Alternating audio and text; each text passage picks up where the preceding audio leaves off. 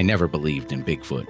28 years married to a logging foreman in the Cascade foothills, and Vernon never saw anything stranger than a black bear raiding garbage cans. After the heart attack took him last April, I stayed in our cabin because leaving felt like abandoning the last place we'd been happy together. The forest had been Vernon's cathedral. It would be mine too. Our property sits at the end of a deteriorating logging road, 12 miles from the nearest neighbor. The Harrison Creek drainage sprawls behind the cabin. Old-growth Douglas fir and western red cedar so thick that noon looks like dusk beneath the canopy. Vernon used to joke that we lived in the last truly wild place in Washington. I found comfort in that isolation after he died. No one to see me cry. No one to offer empty platitudes. The knocking started in late September, 3 nights after the first hard frost. I was washing dishes around 9:30 when 3 sharp raps echoed from the tree line behind the cabin. Evenly spaced, deliberate. I assumed a branch had fallen and struck another on the way down. The wind was picking up, pushing cold air down from the ridge. But then it happened again. 3 knocks, wood on wood, the same rhythm. I dried my hands and stepped onto the back porch, letting the screen door bang shut behind me. My breath misted in the porch light's yellow glow. The forest was a wall of darkness beyond the clearing where Vernon had cut back the undergrowth. "Hello?" My voice sounded small and foolish. The knocking answered. Closer this time, maybe 50 yards into the trees. I went back inside and locked the door, telling myself it was a woodpecker. But woodpeckers don't work at night, and they don't space their drumming like a signal. Like communication. The next morning, I found tracks at the clearing's edge. I'm not a tracker, but I know deer prints, bear prints, elk prints. These were none of those. They were enormous, 18 inches long, maybe more, pressed deep into the soft earth near the creek. 5 toes, like a human foot but wider, flatter, with claw marks at the tips. The stride length was impossible. 6 feet between prints. I photographed them with my phone, hands shaking slightly. Then I filled a bucket with kitchen scraps, apple cores, bread heels, leftover stew, and dumped it at the clearing's edge. If something that large was hungry enough to come this close to human habitation, maybe feeding it would keep it from coming closer. That evening, the bucket was empty. Not tipped over, not dragged away. Simply emptied, the contents gone without a trace.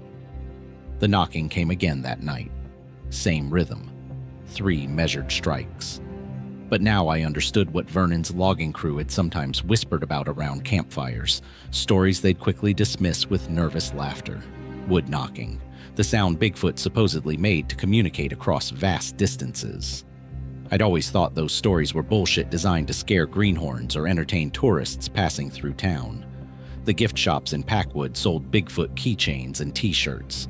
There was even a Sasquatch museum that Vernon and I had laughed about but never visited. Local color, harmless mythology. But now, standing in my kitchen with those photographs on my phone and that sound echoing through the darkness, I couldn't rationalize it away. I filled another bucket with food, this time adding venison from the freezer, vegetables, a half-dozen eggs. I set it out before dark, farther into the clearing this time, 40 feet from the porch. The knocking came at midnight. 3 strikes, then silence. In the morning, the bucket was empty again. I started a routine. Every evening before sunset, I'd prepare food and place it at the clearing's edge. Every morning, it would be gone. The knocking continued nightly, sometimes from different directions. East one night, west the next, north after that. Always 3 strikes. Always the same measured cadence. I told myself I was doing what any rational person would do when faced with a large, potentially dangerous animal. I was establishing boundaries through conditioning, keeping it fed and at a distance. But late one night, 3 weeks into this arrangement, I saw it. I'd gotten up to use the bathroom and happened to glance out the window toward the clearing. The motion sensor light had triggered, flooding the area with harsh white illumination. And there, at the bucket, was something that made my breath catch and my heart hammer against my ribs. It stood upright, 8 feet tall, maybe more, covered in dark reddish-brown hair that seemed to absorb the light. Massive shoulders, arms that hung nearly to its knees. It turned its head toward the cabin, toward me, and I saw its face. Human enough to be horrifying, ape-like enough to be alien. Eyes that caught the light and threw it back with an amber shine, like a dog's eyes in headlights, but larger, more aware. It held my gaze for 3 seconds, 4, 5. Then it picked up the bucket, not roughly, but with careful deliberation, and emptied the contents into one massive hand. It ate methodically, watching the cabin the entire time. When it finished, it set the bucket down gently. Then it raised one arm and struck a nearby cedar 3 times with what looked like a thick branch it held in its other hand. Knock, knock, knock. It was thanking me. I stood frozen at the window, unable to move, unable to breathe, unable to process what I was seeing. This wasn't a bear. This wasn't any animal I could categorize or explain away. This was something that existed in the blurry overlap between human and beast, something that moved with intelligence and purpose. It turned and walked into the forest, upright and fluid, disappearing into the darkness as the motion light clicked off. I returned to bed but didn't sleep. I lay there listening to the cabin's familiar creaks and groans, hearing them now as potential signals of approach. Every sound could be it returning. Every whisper of wind through the trees could be something larger moving closer. By morning, I'd almost convinced myself it had been a dream, a grief-induced hallucination, the product of too much isolation and too many lonely months. But the empty bucket sat at the clearing's edge exactly where the creature had placed it, and beside it, pressed deep into the frost-hardened ground, was a single, massive footprint. I filled the bucket again that evening. My hands didn't shake anymore. The winter closed in hard after Thanksgiving. Snow fell in thick, heavy curtains that turned the forest into a maze of white and shadow. I kept the wood stove burning constantly, kept the driveway as clear as I could manage with Vernon's old plow blade attached to the ATV, and kept filling the bucket. I'd started a journal documenting everything: dates, times, amounts of food, locations, observations. If Vernon had taught me anything during his years in the logging camps, it was the importance of keeping accurate records. Someday, someone might need to understand what had happened out here. The creature. I still couldn't bring myself to write Bigfoot in the journal, so I called it the Visitor. Came every night now. Usually around 11, sometimes as late as 2. I'd installed a trail camera facing the clearing, the same model hunters use to pattern deer. The first week yielded nothing but darkness and the occasional blur of movement. But on December 8th, I got a clear shot. The image was remarkable in its clarity. The Visitor stood in 3/4 profile, reaching for the bucket. The camera's timestamp read 11:47 p.m. I could see the texture of its hair, the way it moved over powerful muscles like water. Its face was turned slightly toward the lens, features caught in the infrared flash. The eyes glowed white in the camera's flash, reflective tissue behind the retina amplifying available light. Evolutionary adaptation for nocturnal hunting. I printed the image and studied it for hours. The proportions were wrong for any known primate. Arms too long, shoulders too broad, head too large and sagittal crest visible even through the hair. But the hands. God, the hands were almost human. 4 fingers and an opposable thumb, though thicker, stronger, capable of gripping that bucket with what looked like casual gentleness. I showed the photo to exactly no one. Who would I show? My daughter lived in Portland and already worried I was losing my mind out here alone. The sheriff's department would laugh me out of the office.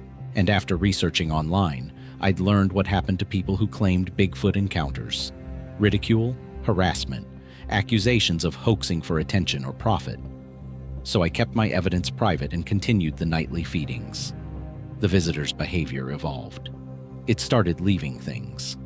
The first gift appeared in mid-December. A perfectly intact deer skull, bleached white and placed carefully beside the empty bucket. Not dropped or tossed. placed. The following week, I found a collection of smooth river stones arranged in a spiral pattern, then pine cones stacked in a pyramid. Each offering was deliberate, thoughtful, unlike anything a wild animal would do. Vernon would have known what to make of this. He'd worked these forests for 30 years, seen things he'd never quite explained even to me. Once, after a few beers, he'd mentioned finding tree structures deep in the backcountry, massive branches broken and woven together in patterns that seemed intentional. Like someone built a shelter, he'd said, but not human-sized. I dismissed it as logging crew folklore. I wasn't dismissing anything anymore. The knocking changed too. Instead of 3 measured strikes, it became more complex. 3 knocks, pause. 2 knocks, pause. 1 knock. Variations on the pattern. I started responding, tapping back against the window frame. 3 taps. The next night, the visitor would tap 3 times, then wait, as if listening, as if we were establishing a language. On December 20th, I did something probably stupid.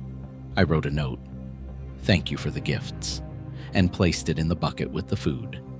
The next morning, the note was gone, but the handwriting was smudged, as if something with very large, very strong fingers had handled it carefully. That night, the visitor came earlier than usual. I watched from the window as it approached the bucket, moving with surprising stealth for something so massive. It paused at the clearing's edge, tilted its head, and made a sound I'd never heard before. Not a howl, not a scream. A vocalization that was almost words, guttural, deep, like human speech filtered through a different throat structure. 3 distinct sounds, possibly syllables, repeated twice. Then it looked directly at the window where I stood. I waved. The visitor raised one hand in what could only be interpreted as a wave back. My scientific mind, the part that had read biology textbooks in college, that had helped Vernon understand timber inventory reports, rejected what I was seeing. This couldn't be real. Bigfoot was cryptozoology, pseudoscience, the domain of blurry photographs and unreliable witnesses. But my eyes showed me something that moved with intelligence, that communicated, that reciprocated gestures of friendship. I opened the back door and stepped onto the porch. The visitor froze. We stared at each other across 50 feet of snow-covered clearing. Its breath steamed in the frigid air, chest rising and falling. Mine, too. 2 mammals, 2 primates, separated by millions of years of divergent evolution, but connected by this moment of mutual recognition. "I'm not going to hurt you," I said softly. Its head tilted, processing the sound of my voice. Then it vocalized again, that same almost speech, but gentler, quieter. It picked up the bucket, ate the food I'd provided, and set the bucket down. 3 knocks against a tree. I knocked 3 times against the porch railing. The visitor's mouth opened in what I swear was a smile, teeth visible, large and strong, but not threatening in that moment. Then it turned and walked into the forest, upright and dignified, leaving massive tracks in the fresh snow. I stood on the porch until the cold drove me inside, until my feet were numb and my face ached from the wind. Inside, I poured whiskey with shaking hands and reviewed the trail camera footage. Every visit was documented now, hundreds of images showing the progression of our, what? Friendship? Arrangement? I didn't have words for it, but I had evidence. Irrefutable, scientifically valuable evidence. Video, photographs, detailed journals, physical traces. Part of me knew I should report this, should contact universities or wildlife agencies, or someone. This was a discovery of massive scientific importance.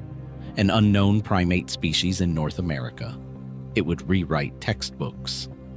The larger part of me knew exactly what would happen if I reported it. Helicopters, research teams, hunters and thrill seekers, media circus. They'd kill it or capture it or drive it so deep into the wilderness that it would never return. And probably they'd destroy me in the process. Paint me as a lonely widow who'd lost her grip on reality, dismiss my evidence as hoax or delusion. So I kept quiet and continued filling the bucket. December became January. The visitor came every night without fail. Sometimes I'd see it. Sometimes I'd only hear the knocking. But it was always there, a presence in the forest that had become as routine as brewing morning coffee or splitting firewood. My daughter called on New Year's Eve, asking again if I wanted to move to Portland, stay with her family for a while. "It's not healthy being out there alone, Mom," she said. "Dad wouldn't want you isolating yourself." I almost told her the truth. Almost explained that I wasn't alone, that I had a visitor every night, that I'd made contact with something science claimed didn't exist. But I heard the concern in her voice, the edge of worry that I might be slipping into dementia or depression, and I kept silent. "I'm fine, honey," I told her. "The forest takes care of me." After we hung up, I filled the bucket with extra food: roasted chicken, fresh bread, apples, nuts, and added a small jar of honey as a New Year's gift. I set it out and knocked 3 times against the porch railing. From deep in the forest, 3 knocks answered. Then 2 more sets of 3 knocks from different directions, different distances. The visitor wasn't alone. There were more of them. I went inside and locked the door, suddenly aware of how thin the cabin walls were, how isolated I truly was. The comfortable routine I'd established wavered, replaced by cold understanding. I'd been feeding and befriending something vastly stronger than me, something I didn't truly understand. And it had family. The knocking continued throughout the night, back and forth across the forest, a conversation in rhythm and percussion. I sat in Vernon's recliner with his hunting rifle across my lap. Not because I intended to use it, but because holding it made me feel slightly less vulnerable. By dawn, silence had returned. The bucket was empty, and arranged in the snow were dozens of pine cones, laid out in a pattern that looked almost like letters, almost like writing. But I couldn't read it. The other visitors revealed themselves gradually over the next 2 weeks, like family members being introduced one at a time. The first I'd been feeding, I'd started thinking of it as the alpha, continued its nightly routine. But now I'd sometimes glimpse others at the tree line. A smaller one, perhaps female, more cautious. A young one, maybe adolescent, that watched from behind its parent with visible curiosity. I expanded my offerings. 3 buckets now, spaced around the clearing's perimeter. More food, more variety. The trail cameras captured all of them eventually. A family group, 4 individuals, possibly 5, moving through my property with the comfort of habitual visitors. My initial fear faded into something like wonder. These were intelligent beings, not mindless beasts. They operated as a social unit, communicated with each other, demonstrated planning and strategy. The young one learned by watching the adults. The female was more selective about approaching, testing the air constantly for threats. The alpha led but didn't dominate. Decisions seemed collaborative. I'd worked up the courage to step outside during their visits now. Not close, never threatening, but present. They tolerated my observation. Sometimes the alpha would acknowledge me with that hand wave gesture. Once, the young one mimicked the wave, and the female made a soft huffing sound that might have been approval or might have been warning. In late January, a storm system stalled over the Cascades and buried the drainage under 4 feet of snow. The temperature plunged to single digits. My woodpile dwindled faster than expected, and the ATV struggled to break trail through drifts that reached above its hood. I was running low on food, for me and the visitors. The drive to town would take hours in these conditions, assuming the main roads were even passable. But I rationed what I had, still filling the buckets every evening, even as my own meals became smaller. On the 3rd night of the storm, the knocking changed. Rapid strikes, irregular rhythm, coming from multiple directions at once. Urgent. Alarmed. I grabbed my parka and flashlight and stepped onto the porch. The wind drove snow horizontally across the clearing, visibility reduced to almost nothing. Through the white chaos, I saw shapes moving. Not the visitors, something else. Headlights appeared on the logging road, twin beams cutting through the storm. Then another set. Trucks with lift kits and oversized tires, engines roaring as they powered through the drifts. They stopped at the edge of my property, about 300 yards from the cabin. Doors opened. Men's voices carried on the wind, loud, aggressive, excited. I counted 6 figures, all carrying rifles. Spotlights mounted on the trucks swept across the forest. Hunters, looking for the visitors. I ran inside and grabbed Vernon's rifle, then positioned myself on the porch where the house lights would illuminate me clearly. When the men started toward my property, I fired a warning shot into the air. They stopped, shouted at each other. One of them raised a spotlight and pinned me in its glare. "This is private property," I screamed over the wind. "You're trespassing." The spotlight lowered. One man separated from the group and approached, hands raised in a placating gesture. He was younger than I'd expected, maybe 30, wearing expensive cold weather gear. A radio antenna protruded from his backpack. "Ma'am, we don't want any trouble," he called out. "We're tracking something dangerous. There have been reports of bear attacks in this drainage." "There are no bears," I said. "Not in winter. They're denned up." "We have footage," he started. "Get off my land." He stopped about 50 feet away, close enough for me to see the tactical vest under his parka, the night vision goggles pushed up on his forehead. Not casual hunters. These men had resources and organization. "Ma'am, if you've seen anything unusual, anything large moving through the area, we need to know, for your safety." "I haven't seen anything," I lied.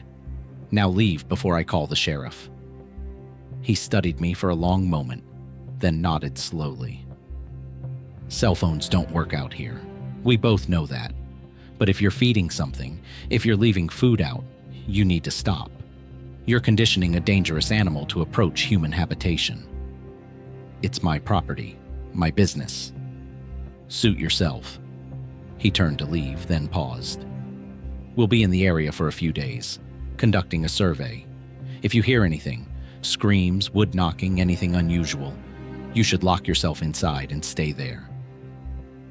They returned to their trucks but didn't leave. Instead, they set up camp at the property line, tents and equipment appearing with practiced efficiency. A generator roared to life. More spotlights activated, creating a perimeter of illumination that pushed back the darkness. The visitors didn't come that night, or the next.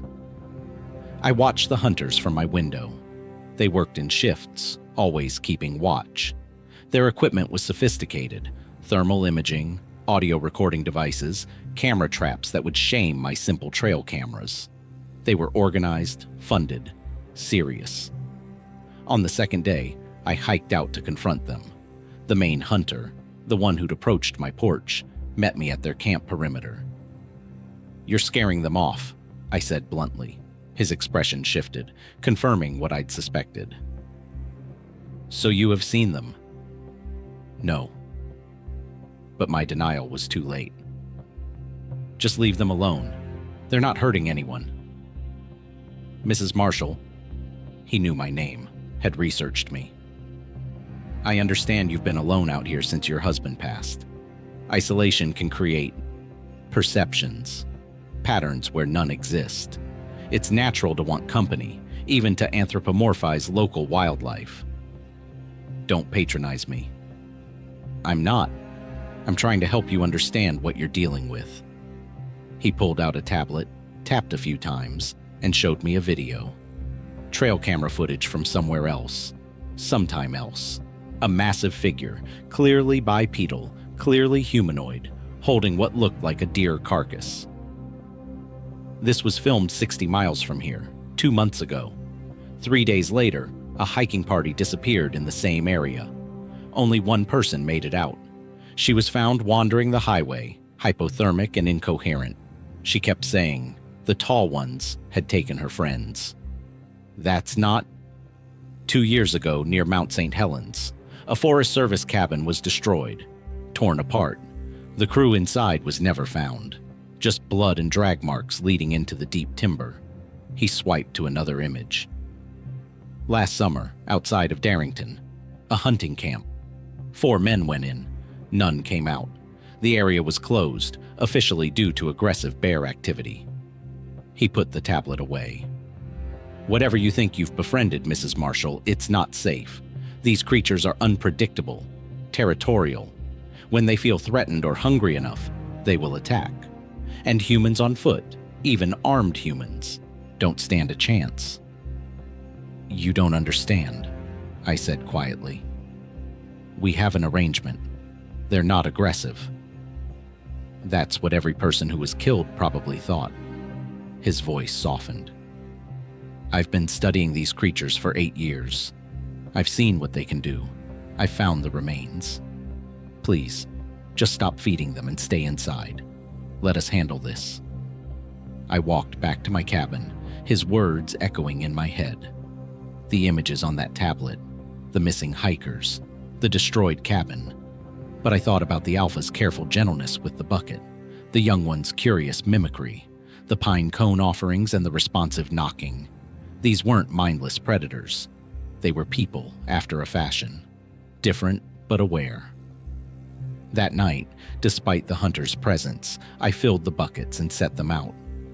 The knocking came at midnight, soft, cautious, from deep in the trees beyond the hunter's spotlight perimeter. The alpha emerged at the clearing's edge, moving like smoke through the shadows. It paused, looking at the distant lights of the hunter's camp, then at my cabin. I stepped onto the porch. The alpha raised one hand, not a wave this time. A clear stop gesture, palm forward. Then it pointed at the hunter's lights, pointed at me, brought its hands together in a crossing motion. Stay away from them. It was warning me. The alpha picked up one bucket, moved to the next, then the third, gathering all the food I'd left. Then it vocalized, that almost speech sound, and the female appeared with the young one. They took the buckets and melted back into the forest, leaving only tracks and the fading echo of wood knocking, moving away, moving deeper into the drainage. The hunter's spotlight swung toward the clearing, too late to catch anything but emptiness. I went inside and locked the door, finally understanding. The visitors weren't the danger here. The hunters were, and somehow the alpha knew it. Knew that the men with guns and technology represented a threat not just to its family but to me as well, if I continued associating with them. The creatures I'd been feeding were protecting me by leaving. The hunters stayed for 3 more days. They found tracks, documented them, set up more cameras. But the visitors didn't return. Finally, frustrated and running low on supplies, they packed up and left, promising to return if I had any more incidents. That first night after they left, I waited on the porch. Hours passed. The temperature dropped. My fingers went numb. But finally, near dawn, I heard it. 3 knocks, distant and careful. I knocked back against the railing. Silence. Then closer. 3 knocks. The alpha emerged from the tree line, alone. It approached to within 20 feet, closer than it had ever come before, and studied me with those eerily intelligent eyes. Then it vocalized, a long series of sounds that rose and fell like sentences, like explanation. I didn't understand the words, but I understood the meaning. Thank you for the warning. We'll be more careful now, so should you. The alpha turned and walked away, leaving me standing in the pre-dawn cold, realizing I'd crossed a line I couldn't uncross. I was now complicit in hiding an unknown species from discovery. I was part of whatever secret had kept these creatures hidden for centuries, and the hunters would be back. They knew something was here. They had evidence. They had motivation. I went inside as the sun rose, checked my trail cameras, and deleted every image, every frame of video. If they came back with warrants or legal pressure, they'd find nothing on my property except an old woman feeding the local wildlife. But I couldn't delete what I'd seen, what I knew. The hunters returned in early February with more men, better equipment, and what looked like military tactical gear. This time they didn't bother asking permission. They established a base camp at the main junction where the logging road split toward my property and several other drainages. Legal right-of-way. Nothing I could do about it. The leader, I'd learned his name was Marcus Brennan, worked for some private research organization, visited my cabin on their first day back. "We'll stay out of your way, Mrs. Marshall," he said, though his tone made it clear this wasn't a request. "But if you interfere with our operations or withhold information about sightings, there will be legal consequences. These creatures pose a significant threat to public safety." I said nothing, just closed the door in his face. They worked methodically, establishing a grid pattern of camera traps and audio sensors across the entire drainage. Helicopters flew overhead on clear days, using thermal imaging to scan the forest canopy. At night, their spotlights turned the darkness into something hostile and exposed. The visitors stayed away. No knocking, no tracks. The forest felt empty in a way it never had before. I stopped filling the buckets. What was the point? The visitors couldn't approach with this level of surveillance. I was watched constantly, not directly, but their cameras covered every route to my cabin. Any food I left would just document their visits, provide evidence for the hunters. 3 weeks passed. My isolation, which had felt comfortable before, became oppressive. The hunters' presence was a constant reminder of my powerlessness. They were going to find the visitors. It was only a matter of time. Then the weather turned. A massive winter storm, the kind that hits the Cascades maybe once a decade, descended on the drainage. The forecast called for 3 feet of snow and sustained winds over 60 miles per hour. Weather Service issued evacuation warnings for isolated properties. Marcus showed up at my door again. "We're pulling back to town until this passes. You should come with us. It's not safe out here." "I'll be fine." "Mrs. Marshall, I've lived through worse storms. I have supplies. I'll be fine." He looked at me for a long moment, then shook his head. "Your choice. Yeah, but if something happens, we can't reach you until the road's clear. Could be a week or more." "I understand." They packed up their camp by afternoon, trucks struggling out through already accumulating snow. The helicopter made one last pass, then headed toward lower elevations. By evening, I was alone again. The storm hit at sunset. Wind shook the cabin's frame. Snow piled against the walls, drifted across the porch, erased any sense of familiar landscape. I kept the wood stove stoked, kept the generator fueled, kept emergency supplies ready. Vernon had taught me storm preparation well. At midnight, the knocking started. Urgent, rapid, multiple sources, all around the cabin. I grabbed my flashlight and parka, fought the door open against wind that tried to slam it shut. Snow stung my face, the cold so intense it hurt to breathe. But I could see them, all of them. The alpha, the female, the young one, and 2 others I'd never seen before. They'd formed a perimeter around my cabin, spaced evenly, all facing outward into the forest, protecting it, or protecting me. The alpha turned when I emerged, made a pushing gesture. "Go back inside." "What's wrong?" I shouted over the wind. It pointed into the storm, deeper into the drainage, made a circling motion with both hands, then brought them together violently. Danger coming, surrounded. I understood then. The storm hadn't just driven the hunters out, it had driven something else in. The visitors had come to my cabin not for food, but for shelter, for defensive position, and they'd brought me into their protective formation because I was part of their territory now, part of what they defended, the alpha vocalized, that almost speech rising to a roar that cut through the wind. The others answered, spreading out, making themselves larger and more visible. Territorial display. Warning. From the darkness beyond my property, other sounds answered. Lower, more aggressive vocalizations. Wood knocking from multiple directions, closer than the visitors' positions. Heavy footfalls audible even through the storm. "How many?" I asked, though the alpha couldn't understand English. It held up one hand, Fingers spread. Then the other hand, 3 fingers. 8. 8 of something hostile, against the 5 visitors defending my cabin. The young one made a frightened sound. The female moved to position herself between it and the approaching threat. I went inside, grabbed Vernon's rifle and a box of shells, and returned to the porch. The Alpha saw the weapon and nodded. Actual approval. It understood firearms. The first attacker emerged from the tree line an hour later. Bigger than the Alpha, maybe 9 feet tall, bulkier, moving with aggressive intent. Male, heavily muscled, scarred face visible even through the storm. It howled, and the sound made my bones ache with primordial fear. The Alpha stepped forward, placed itself between the attacker and my cabin. Vocalized back, lower, but no less threatening. The female joined it, the 2 of them forming a barrier. The attacker charged. What happened next was brutal and fast. The 2 visitors met the charge, grappling, striking, using their weight and strength against each other. The sound was horrific.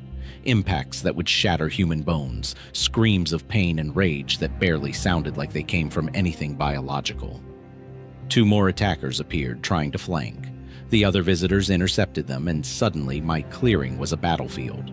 Bodies collided, blood darkened the snow, vocalizations echoed off the surrounding hills. The young one stayed near the cabin, and I stayed with it, rifle ready but unsure what I could even shoot at. They moved too fast, grappled too close. Any shot risked hitting the wrong target. One attacker broke through the line and ran straight at the cabin. At me. The young visitor threw itself between us, taking a blow that sent it tumbling through the snow. The attacker was on it instantly, and I saw what Marcus had warned me about, the raw violence these creatures were capable of. The young one screamed, trying to protect its face and throat. I fired. The rifle's recoil slammed into my shoulder. The attacker jerked, looked at me with eyes full of rage and pain, then backhanded the young visitor hard enough to leave it motionless in the snow. It took a step toward the porch. I fired again. Center mass. The attacker went down, thrashing, screaming. The Alpha was there instantly, finishing what I'd started with quick, brutal efficiency. The fight lasted another 10 minutes, though it felt like hours. When it ended, 3 attackers lay dead in my clearing. 2 more fled into the storm, howling their retreat. 3 had never made it close enough to engage. The visitors gathered themselves, checking injuries, tending to the young one who was alive but hurt. The Alpha approached my porch, looked at the rifle, then at me, raised one hand to its own chest, then extended it toward me. We are the same now. We both drew blood to protect the family. I lowered the rifle, hands shaking. Are they okay? The Alpha understood my tone, if not my words. It made a gesture, not perfect, but okay. Then it pointed at the bodies in the snow, made a dragging motion. You need to move them, I said, before the storm clears, before the hunters see. It nodded. The visitors worked together, dragging the massive corpses into the forest, erasing evidence of the battle as best they could while snow continued falling. They moved with purpose despite their injuries, understanding the need to hide what had happened. When they finished, the Alpha returned alone. It stood at the porch steps, and we looked at each other across a divide that had narrowed significantly in the last few hours. Thank you, I said. It bowed its head slightly, then straightened and did something unexpected. It reached up and pulled 3 strands of hair from its own head, handed them to me. Then it touched its chest, mine, made a binding gesture with both hands. Evidence. Proof. A gift I couldn't refuse because it came with too much meaning. The Alpha left with its family, melting into the storm. I went inside, cleaned the rifle with shaking hands, and sat by the fire as dawn approached. The hair samples lay on the table beside me, coarse, reddish-brown, undeniably non-human. Everything had changed. I'd killed to protect them. They'd fought to protect me. We were bound now in ways I couldn't fully comprehend, connected by violence and survival. When the storm cleared 3 days later and the hunters returned, I met Marcus at my property line. "Everything okay out here?" he asked, scanning the clearing for anything unusual. "Fine. Just a long storm." His gaze lingered on a disturbed patch of snow where blood had soaked through before being buried, but the subsequent snowfall had covered most traces. "You're sure you didn't hear or see anything unusual?" "Just wind and snow. It was a bad one." He didn't believe me. I could see it in his eyes, but he had no proof, no evidence, nothing actionable. He handed me a card. "If you change your mind about cooperating, call this number. What you're doing, protecting them, it puts you at risk. They're dangerous." "So are you," I said quietly. He had no response to that. The hunters intensified their operations after the storm, as if they sensed they were running out of time. More cameras, more sensors, more flights. They brought in sound specialists who claimed they could triangulate the visitor's location using the wood knocking patterns. They set up bait stations with cameras to document feeding behavior. I watched it all with growing dread. It was only a matter of time. The visitors came less frequently now, and always at night, moving with extreme caution. The Alpha would appear at the tree line, watch my cabin for signs of surveillance, and only approach if conditions seemed safe. We'd developed a signal. I'd leave a red cloth tied to the porch railing if I thought it was clear. No cloth meant stay away. In early March, Marcus came to my cabin with a laptop. "I wanted you to see this before anyone else," he said, his tone less antagonistic than usual, almost sympathetic. He showed me footage from one of their cameras, the Alpha, caught at dawn, examining one of their bait stations.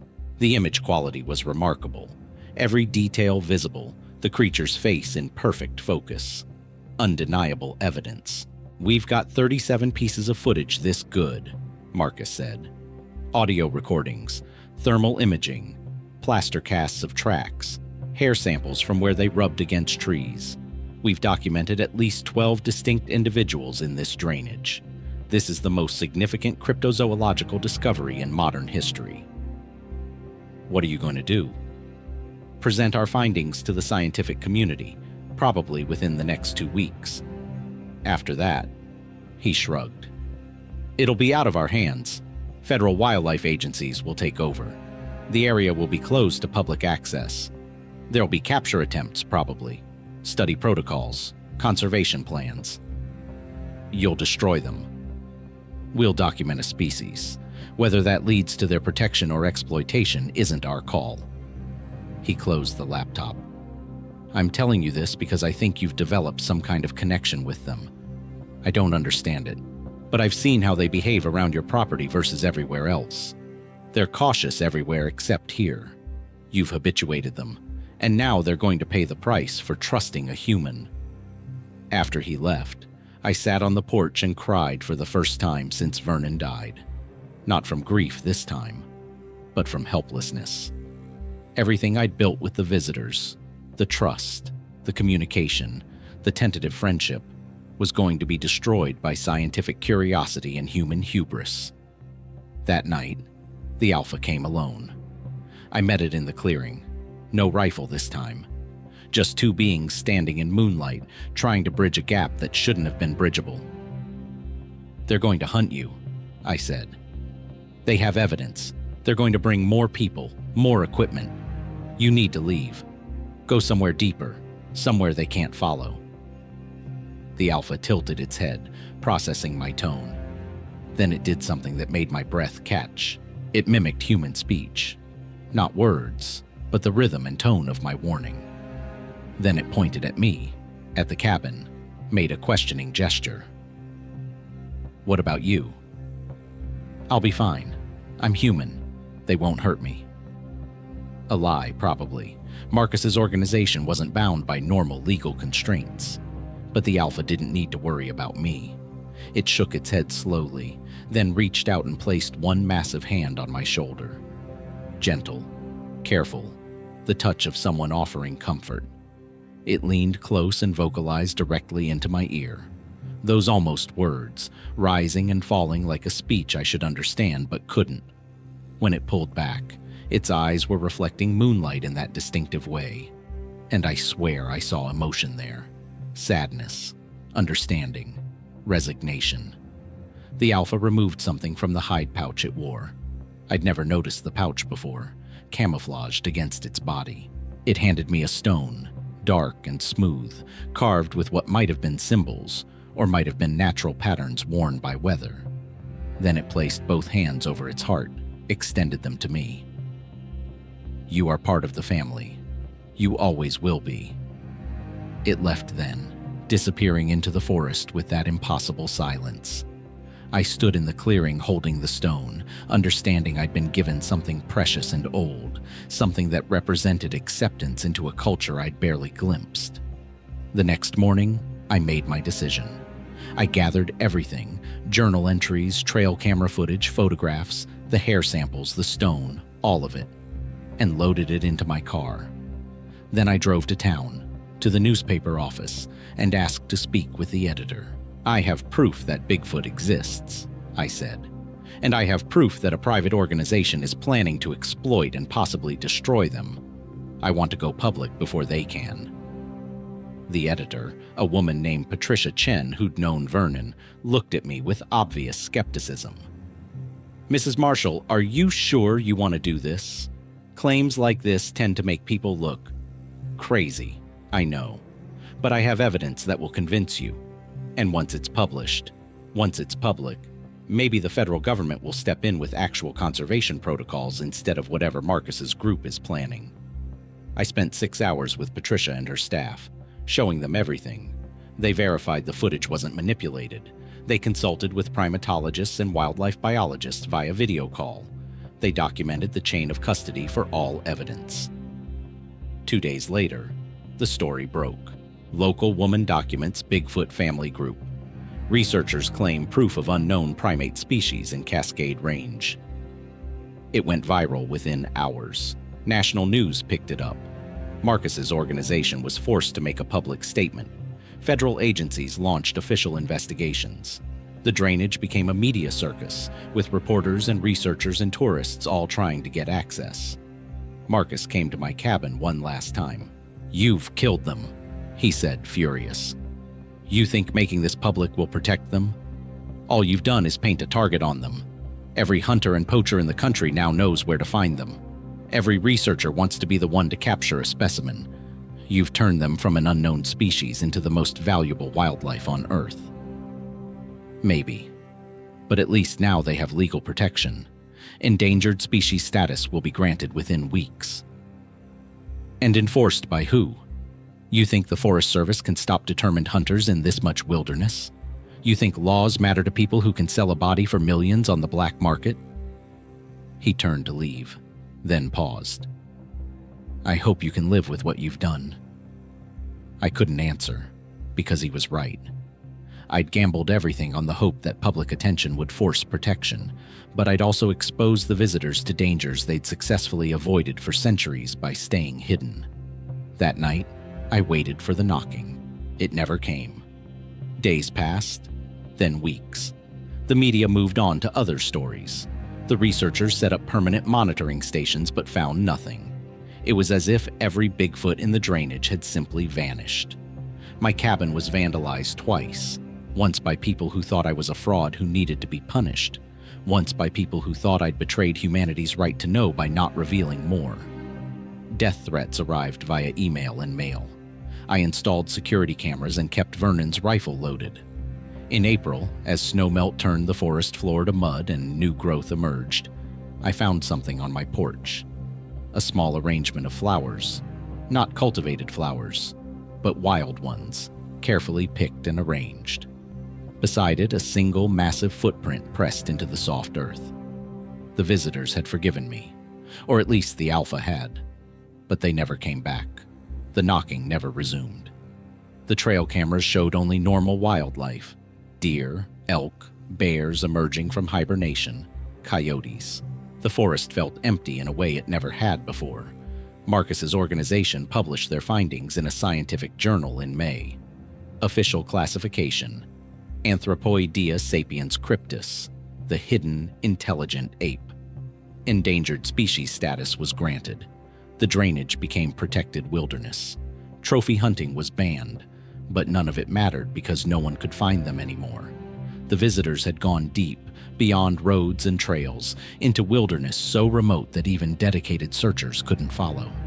Maybe they'd always had such places, kept as refuges for exactly this kind of emergency. Maybe they'd known all along that discovery was inevitable and had planned their escape routes generations ago. I stayed in the cabin, despite my daughter's pleas to move, despite the harassment and suspicion from locals who decided I was either a liar or a traitor. Vernon had loved this place, and so did I, and I held on to the hope that someday, when the world's attention moved elsewhere, the knocking might return. It never did. 3 years have passed since that last arrangement of flowers. I'm 72 now, slower, more aware of my mortality. The cabin needs repairs I can't quite manage anymore. My daughter visits once a month, still trying to convince me to move to Portland, still worried about me living alone out here. But I'm not really alone. The forest is full of hikers now, researchers with their permanent monitoring stations, occasional film crews doing documentaries. The story of the Harrison Creek Bigfoot has become legend, debated and analyzed and picked apart. Some people believe, most don't. Everyone has an opinion. Marcus's organization dissolved under legal pressure and accusations of harassment. He works as a consultant now, still searching for definitive proof, still convinced the visitors are out there somewhere. He stops by once or twice a year, never apologetic but no longer hostile. We've become, if not friends, then fellow witnesses to something most people will never understand. The Federal Monitoring Project has documented nothing in 3 years. No tracks, no vocalizations, no DNA evidence. It's as if they never existed. Some researchers have begun suggesting the whole thing was an elaborate hoax, despite the evidence, despite the expert verification. Easier to believe humans were fooled than to accept what the evidence shows. I've thought a lot about what I did, going public, exposing them, changing everything. Marcus was right. I gambled with their lives for a chance at protection, and I'll never know if I chose correctly. Did they survive? Did they find new territory, safer and deeper? Or did they fall victim to the very dangers I'd tried to shield them from? The stone they gave me sits on my mantle. I've had it analyzed. Volcanic rock, carved tools, possibly hundreds of years old. The symbols might be writing, might be art, might be sacred. No one can say for sure, and I won't let it leave my possession for more detailed study. Some things should remain mysteries. Last week I was splitting firewood when I smelled it. That unmistakable musk, carried on a breeze from deep in the drainage. I stopped, axe forgotten, and listened. Nothing. Just wind and birdsong. But the smell was there. Undeniable. They're still out there. Somewhere. Maybe watching me from distances my failing eyes can't perceive. Maybe just passing through, moving along routes that predate human civilization. Maybe checking on the old woman who fed them and fought beside them and betrayed them, in that order. I go out on the porch every evening and knock 3 times against the railing. Just in case. Just to let them know I'm still here, still remembering, still hoping. The knocks never answer. But sometimes when the wind is right and the forest is quiet, I hear it, distant, almost too faint to register. 3 knocks, then silence. Or maybe I'm just an old woman, isolated too long, hearing what she wants to hear. It doesn't matter anymore. What matters is this. They exist. They're intelligent. They're capable of compassion and violence in equal measure. They're our closest relatives, separated by evolutionary time but connected by mammalian kinship. And they're out there right now in places humans haven't reached yet, living according to rules and cultures we'll never fully understand. If you're reading this because you're curious about Bigfoot, because you want to go looking for proof, I'm asking you to stop. Not because they're not real, they are. but because their survival depends on remaining hidden. Every camera trap, every expedition, every well-meaning researcher pushes them deeper into wilderness that's shrinking every year. I made my choice to go public because I thought it would save them. I don't know if it did, but I know this. The greatest kindness we can offer an unknown species isn't documentation. It's the willingness to let them remain unknown. Stay out of the deep forests. Don't follow the mysterious tracks. Don't investigate the strange howls.